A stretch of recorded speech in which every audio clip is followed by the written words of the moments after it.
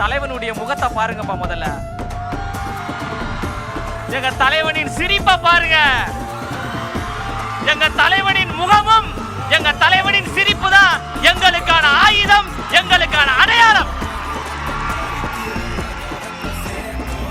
இந்த அடையாளத்தையும் இந்த ஆயுதத்தையும் வைத்து 2026 தமிழ்நாட்டில் தமிழக வெற்றி கழகம் ஆளுங்கட்சியாக இருக்கும் இருக்கும் இருக்கும் என்பதில் எந்த மாற்று கருத்தும் கிடையாது.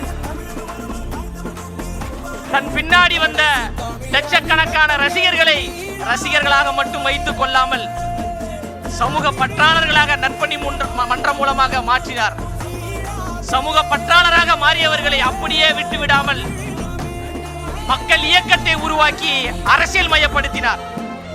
அரசியல் மயப்பட்ட தோழர்களை அப்படியே விட்டுவிடாமல் தமிழக வெற்றி கழகம் என்கின்ற வரலாற்று சிறப்பு மிக்க கட்சியை உருவாக்கி நாம் எல்லோரையும் தலைவர்களாக உருவாக்கி இருக்கிறார்.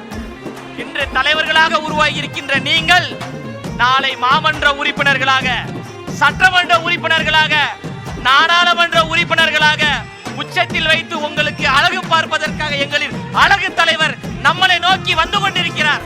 வந்துவிட்டார். மக்களுக்காக சேவை செய்வதற்கு தயாராகிவிட்டார்.